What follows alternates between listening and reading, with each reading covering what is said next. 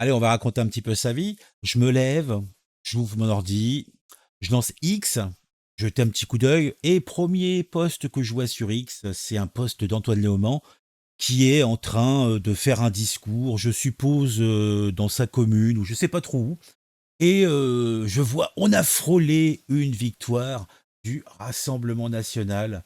Alors bien sûr, pour un gars comme lui, c'est l'épouvante. Pour des millions de gens, ça a été très douloureux. Un enfant m'a demandé s'il allait être encore français à la suite des élections. Ça m'a brisé le cœur. Combattre l'extrême droite, c'est donc d'abord combattre le racisme. Je me suis dit, attends, il faut que je dise ça 2 minutes 13 quand même. Bon, sachez-le, hein, je vais rien raconter de particulier. Cette intervention a aucun rapport à ce que nous dit Antoine Léaumont, pas vraiment important. Mais c'est simplement vous montrer un petit peu ma réaction face à ce type de discours, par ce type d'individu qui est dans le pathos, qui va jouer sur toujours le même air, donc toujours invoquer les peurs, être dans le ressenti, être dans l'émotionnel, et puis les faits, non, ça intéresse personne, les faits. Donc on va regarder ça ensemble. Ça va pas être bien lourd, hein, vous inquiétez pas.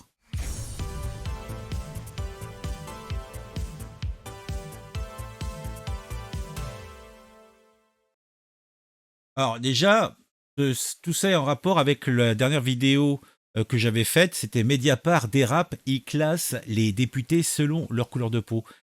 Puisque c'est un truc qui est avéré, c'est que à gauche, on apporte, ou plutôt on porte une attention vraiment très importante sur les origines, donc sociales et ethniques d'individus, et la partie liée aux compétences des gens ou leur représentativité est, et passe souvent au second plan, ou alors est complètement zappée, ça les intéresse pas. Dans cet acte de Mediapart, que je vous invite à aller voir, justement, je mets le doigt sur quelques énormités et sur le fait que ce qu'ils se permettent de faire, eh bien, n'importe qui hors du camp du bien qui ferait la même chose se prendrait procès sur le coin de la gueule, et on aurait une presse enthousiaste et générale qui montrerait du doigt les méchants qui sont des vilains pas beaux, racistes et compagnie. Donc, on va écouter cette intervention et on va la commenter. Elle n'a pas vraiment d'intérêt, je vous l'ai dit, hein. Donc déjà, il y a l'esthétique. L'esthétique, moi, qui m'a... En fait, ça m'a fait rigoler.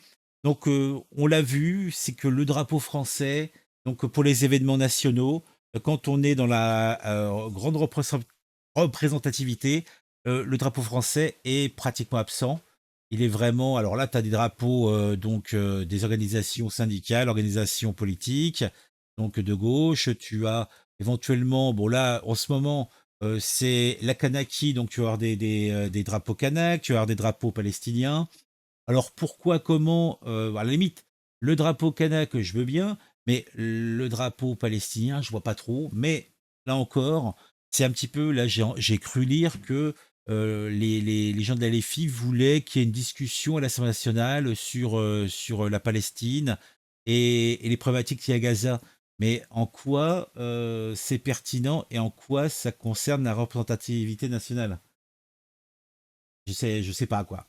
Mais bon, alors déjà, il y a la cocarde. Alors, toi, Léaumont a la cocarde tricolore. Donc, oui, il kiffe Robespierre, hein, il kiffe Robespierre. Donc, lui, la notion, tu sais, lui, il est pour la salubrité publique et le nettoyage donc de nos rues par le sang. C'est-à-dire qu'il pense que la propreté révolutionnaire passe par l'élimination donc des méchants des pas beaux. Donc il kiffe, il est ça. Comme ils disent, c'est un bandeur de révolution, c'est un bandeur de Robespierre. Donc lui, le côté terreur, ça lui fait pas peur, hein. Après, on a deux assistantes, je sais pas ce qu'elles représentent. Peut-être, elles sont peut-être conseillers municipales. Il y a peut-être sa co-députée qui est là, je ne sais pas. Donc, on a on a le quota féminin, beaucoup de drapeaux français, donc je sais pas où ça se passe. On a donc c'est en pleine ville, la CAFI derrière, et il a donc sa fameuse trois bandes sur le truc en tant qu'élu, etc. Bon, là déjà, on a tout le petit côté un petit peu. Il manque plus que les mecs, le public, les vieux avec les drapeaux qui se remuent, les enfants qui viennent lui apporter des fleurs, tu vois. Tout, toute l'ambiance picaresque qu'on peut imaginer. Alors, quand un élu, tu vois, vient faire une intervention quelque part, donc tu as tous les gens qui sont dimanche, ils s'habillent bien, hein. Il ne faut pas oublier ce qu'on a frôlé. On a frôlé une victoire du Rassemblement national, c'est-à-dire une arrivée au pouvoir par les urnes des fascistes. Donc, alors déjà, le Rassemblement national, c'est les fascistes. Mhm. Moi, déjà, je me dis, mais il faudrait qu'un jour, ils se posent et qu'ils argumentent simplement et qu'ils nous expliquent en quoi le RN, et pour eux, pratiquement tout le monde, hors d'eux, ce sont des fascistes. Et, peut-être en arrêtant de nous faire des références historiques à des événements qui n'ont rien à voir, et plutôt en étant dans le concret, en reprenant des éléments, donc des choses éventuellement qu'ont fait les fascistes, et ce que ils estiment ou qui est présent dans le programme donc du RN ou de LR ou de la Macronie même, parce que pour lui, le fascisme va très très loin chez eux, fait que ce sont des gens donc problématiques et fascistes. C'est ça qu'on a frôlé dans cette élection législative. Et pour des milliers de gens, pour des millions de gens, je sais ce que ça veut dire. Ça veut dire des gens qui se demandaient s'ils allaient devoir prendre un billet d'avion. Ça veut dire des gens qui se demandaient si ce pays était encore leur pays au lendemain de l'élection. Là aussi, c'est là tous les arguments, alors, il met dans la bouche des gens donc ils avaient peur de est-ce que c'était leur pays? Est-ce qu'ils n'allaient pas devoir partir? Une main devant et une main derrière, donc comme l'ont fait les pieds noirs en 62, hein. C'était soit la valise ou le cercueil. Alors est-ce que c'est pareil? Non mais et ça, c'est eux qui ont mis sur la table, qui ont infusé cette peur, hein, depuis des semaines, des mois, des années. Et ça ne s'appuie, là encore, sur aucune réalité. Déjà, les institutions ne le permettraient pas, même si on le voulait. Où est-ce que c'est écrit dans le programme donc, du Rassemblement national? Où En fait, ils sont là, je vous parlais du pathos, vraiment, on est dans une ambiance, où, on invente des trucs et puis, on joue sur l'émotionnel des gens, c'est incroyable. Et là, c'est pas le seul, hein, à la LFI, il y en a pas mal qui jouent là-dessus. Après, je pense qu'à l'Institut de la Boétie, l'organisme qui les forme, donc, qui est, une émanation de la LFI, où la LFI est une émanation de la Boétie, puisque derrière c'est Mélenchon, c'est le dirigeant de l'Institut de la Boétie, c'est Mélenchon, hein. Donc ça veut dire c'est la pierre de formation de tous leurs élus, de tous leurs prétendants, etc. Donc on leur, je pense qu'ils ont pas mal de cours de drame, hein, de cours de dramatique, acteurs studio et compagnie. De toute façon, celle qui me semble être la plus théâtrale, c'est comme Manon Aubry, hein. Je pense que c'est la plus douée, hein. Elle est tout le temps là, pratiquement la larme à l'œil. Elle a du mal, elle sait pas pleurer cette gonzesse, je pense. Puisqu'elle essaie de faire la petite chose fragile, mais enfin, à mon avis, c'est une tueuse, hein. Donc, l'émotionnel chez eux est seulement simulé.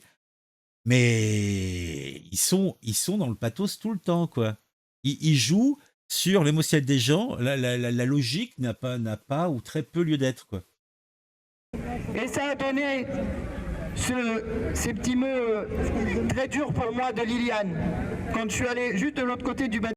Alors ça aussi, c'est un truc qu'ils utilisent beaucoup. Ils prennent toujours en référence une personne, une rencontre qu'ils ont pu faire. Je vais vous parler de Manon Aubry. Elle fait oui, j'ai rencontré machin, et puis c'était de souffrance, et puis et souvent vous verrez qu'ils imagent toujours donc leurs propos avec une intervention, une rencontre qu'ils ont pu faire, et ça va être l'exemple. Toujours l'émotionnel, toujours, toujours. Alors là, ils ont Liliane. Alors Liliane qui était dans la rue derrière, là, tu vois, juste là, hein, J'ai croisé Liliane et elle m'a dit, eh ben tiens, on va le laisser parler quand même. Là. Je suis allé au bureau de vote d'Hydro le soir du premier tour. Liliane, il a 15 ans. Et il m'a dit, monsieur, est-ce qu'on sera en... Ah, j'avais compris. Liliane, comme le nom de la femme à Georges Marchais, elle s'appelait Liliane. Liliane, la valise, on s'en va. Et ben là, non, c'est Liliane. Donc, comme Liliane Mbappé, je sais pas quoi, il y a pas un footballeur qui s'appelle Liliane. Liliane Thuram. Non, c'est Thuram, Liliane Thuram, je sais plus. Dites-moi en commentaire c'est ce qu'il en est. Encore français dans 2 heures. Ça m'a marqué. Je lui ai dit... Donc, le gamin de 15 ans, sa problématique, c'est on va me mettre dans un avion, il va m'envoyer je sais pas où. Là, le mec, le Liliane, il est français. Parce que peut-être qu'il aurait une double nationalité. Je lui ai dit que ça m'avait marqué et je lui ai dit que j'en parlerais. Parce que c'est pas normal qu'un gamin de 15 ans se pose cette question. C'est pas... Non, mais ça n'existe pas. Un gamin de 15 ans se pose pas cette question. À part si tu le mets dans une salle de classe et que tu as une professeure qui va lui faire un cours civique en l'orientant, en lui expliquant que vous savez, si vous avez une double nationalité, hein, si le RN il passe, hein, ils vont annuler la double nationalité et puis vous allez devoir choisir. Hein, après, vous allez devoir repartir. Hein, ça... Je sais pas, j'imagine. C'est normal que dans notre pays, les gamins soient confrontés à l'idée qu'ils pourraient n'être plus français. Parce que ça veut dire que c'est des discussions qu'ils ont entre eux, au collège, à l'école. Ouais, bien sûr. Après, moi, je dirais plutôt, c'est peut-être un moyen pour eux de se poser la question, c'est quoi être français? Au lycée et dans la famille. Et c'est pas normal de devoir s'interroger à ce point-là sur son identité au moment où, au contraire, nous avons besoin de la France entière pour faire ce dont nous avons besoin, c'est-à-dire empêcher le changement climatique, parce que ça aussi c'est une urgence qui est... Alors voilà, donc il est en train de, je sais pas avec qui il parle, et il va nous parler donc du risque faquiste qui est arrivé, donc les heures les plus sombres, etc. Et il nous parle d'un gamin qui, semble-t-il, donc a peur donc de perdre sa société, a peur de peut-être d'être expulsé je sais pas où, alors que le mec est français, quoi. Donc je vois pas très bien qui c'est qui voudrait le faire partir. Même le pire des scélérats, je vois pas comment il le justifierait, tu vois? Il y a et comme comme un cheveu sur la soupe, il vient nous parler donc du changement climatique. Mais quel est le rapport? À quel endroit? C'est quoi le cheminement mental qui réussit à raccorder les 2? Alors, est-ce qu'il faut penser que le, réchauffement climatique, c'est raciste? Ah bah tiens, c'est un truc, tu sais, faudrait que j'envoie ce truc à Psychodélique. C'est sa spécialité de trouver les trucs qui sont raquistes. Donc, tiens, une poire, c'est raquiste, ça c'est raquiste. Voilà, bah, parce que là, le changement climatique, c'est raquiste. Ça se trouve, il a déjà fait une vidéo là-dessus, ça, c'est possible. Hein. Malheureusement, au second plan avec les lubies des fachos. Ah, les lubies des fachos. Ah mais l'argumentaire, en fait c'est ça qui est passionnant, c'est que l'argumentaire, il va toucher sur l'émotionnel et après sur le sous-entendu. Combattre l'extrême droite, c'est donc d'abord combattre le racisme. Combattre un racisme qui est véhiculé en particulier par les médias comme ceux de Vincent Bolloré. Ah, mais bon, donc là maintenant c'est CNews, Europe 1, etc., C8. Donc c'est le racisme serait diffusé. Mais en France, on poursuit les gens pour ça. Hein. D'ailleurs même, on poursuit des gens pour pas grand-chose. Mais ça dépend de qui. Vous voyez, je vous ai donné l'exemple de Mediapart. Là, franchement, ils auraient dû être poursuivis. Hein. Par contre, on n'a pas entendu grand monde. Hein. Mais ouais, bah, quand j'ai mis la petite affiche là. Hein, Léo ment tout le temps, bah, je pense que c'était bien choisi. Hein. Et faire reculer le racisme, c'est 2 choses. C'est d'abord faire reculer le racisme actif, c'est-à-dire ceux qui sont activement racistes, ceux qui sont persuadés de l'idée qu'il y a une inégalité entre les gens en fonction de leur couleur de peau, de leur origine, de leur religion. Ah, vous en connaissez beaucoup des gens comme ça, vous? Des racistes, en fait, selon la définition, parce que là, c'est ce qu'ils donnent. La définition du racisme, c'est ça. Bon, moi, j'en connais personnellement, je vous avoue que j'en ai jamais vu. Et pourtant, J'en ai jamais vu des gens comme ça. Il y en a, mais j'en ai jamais vu. Donc ça doit être vraiment très très peu, ou alors sur Internet, tu vois, mais c'est quand même, somme toute, assez rare. je sais pas quoi, parce qu'il y a des gens qui pensent réellement ça.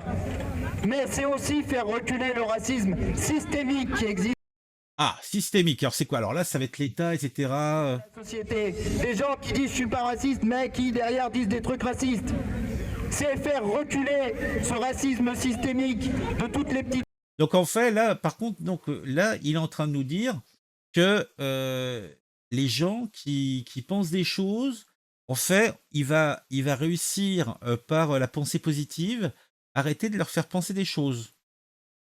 Sachant que là, il va très loin parce que le fameux racisme là dont il parle, c'est quelque chose qui est universel. Ça va être compliqué, hein. Même lui, il en est, il en fait partie, hein. Ça va être compliqué. Choses, de toutes les petites phrases qui existent et qui font que plein de gens dans notre pays justement se posent la question de leur appartenance à la nation et c'est pas normal. Voilà, donc l'intervention est finie. Et c'est pas normal. Est-ce que, voilà, je vous ai fait quand même pratiquement, là, je vous ai fait 16 minutes. Je vais pas cutter, je vais laisser les E, les A, je vais tout laisser. Parce que là, c'est plus, à la limite, c'est un truc, normalement, c'est quelque chose que je fais en live, ça. Et j'ai vu la vidéo, je me dis, j'ai envie de réagir, toi, parce que j'aurais fait ça en live. Mais c'est maintenant que j'avais envie de parler de ça. Et je me dis, c'est une intervention qui est vraiment le pathos, l'émotionnel. On joue sur les sentiments, on ne donne aucun élément. Là, de cette intervention, il n'a donné aucun élément pertinent. Il ne joue que sur des sentiments de peur, que sur des évidences ou des sous-entendus. Il n'y a rien. Il n'y a rien du tout. Ah bon, Léo ment tout le temps, hein. Alors moi, si, ça c'est l'exemple typique du député de la France insoumise. Et en plus, à la limite, lui, je dirais que c'est pas le pire, hein. C'est vraiment pas le pire. Donc c'est pour vous dire le level. Mais en même temps, donc ils veulent nous dire que qu'est-ce que c'est simplement le fait, c'est quoi être français? Au lieu de nous dire, oh, on va t'enlever la nationalité française. Oh, mais ça correspond à quoi pour vous, pour eux? Ça correspond à quoi être français? Et déjà, cette simple base.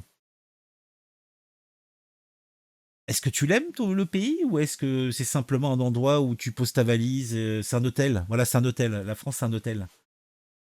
Voilà. C'est une auberge espagnole, t'amènes ce que tu veux, etc. Et puis tu te casses et puis tu l'oublies, quoi. Allez, mettez un j'aime, mettez un commentaire. Dites-moi ce que vous pensez de tout ça. Est-ce que vous aimez ce genre de format? Hein, c'est particulier. Allez, on se retrouve très vite pour une nouvelle vidéo sur un sujet qui m'a intéressé et qui, je l'espère, vous intéressera aussi.